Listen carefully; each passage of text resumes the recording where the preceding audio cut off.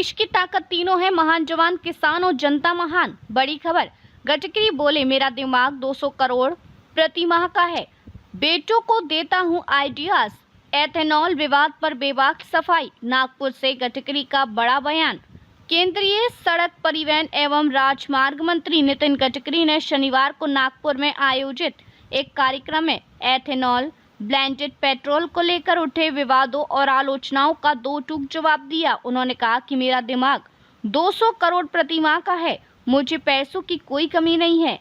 मैं ना तो दलाली करता हूं और ना ही धोखाधड़ी, ईमानदारी से कमाना मुझे आता है और यही विचार मैं अपने बेटों को देता हूं। विवाद की पृष्ठभूमि, सरकार ने अप्रैल 2023 से 20% एथेनॉल मिलाकर पेट्रोल E20 बेचने का नियम लागू किया।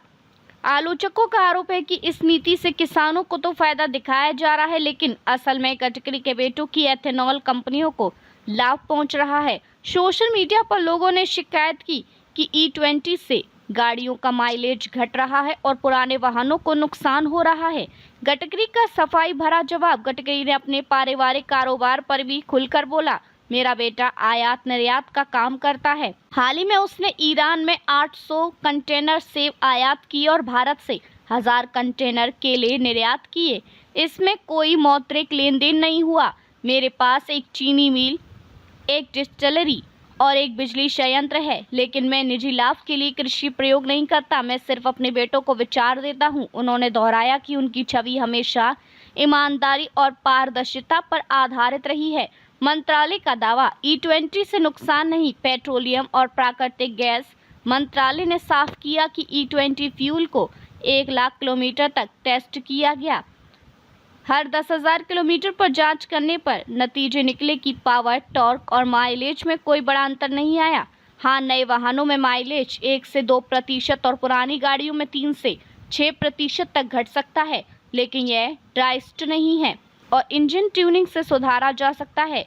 क्या होता है एथेनॉल? एथेनॉल एक प्रकार का अल्कोहल है जो शुगर और स्टार्च के फर्मेंटेशन से बनता है। भारत में ये मुख्य रूप से गन्ना, मक्का, आलू और कृषि अवशेषों से बनाया जाता है। इसे पेट्रोल में मिलाकर इको फ्रेंडली फ्यूल की तरह इस्तेमाल किया जाता है। एथेनॉल के प्रकार, 1G एथेनॉल, गन्ना, मीठा, ज्वार, मक्का, सड़े आलू से।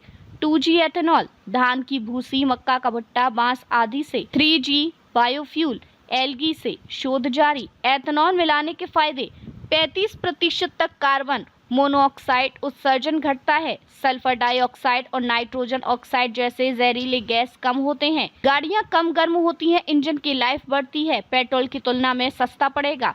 महंगाई से राहत मिलेगी। किसानों को गन्ना व मक्का की फसलों का बेहतर दाम मिलेगा। अब तक किसानों को 21,000 करोड़ रुपए का फायदा हुआ है। 43% से 70% तक ग्रीन हाउस गैस उत्सर्जन में कमी आती है। दुनिया और भारत की एथेनॉल पॉलिसी, अमेरिका और ब्राजील जैसे देशों में एथेनॉल आधारित फ्यूल बड़े पैमाने पर चलन में है। भारत ने अप्रैल 2023 से नेशनल बायोफ्यूल पॉलिसी लागू की।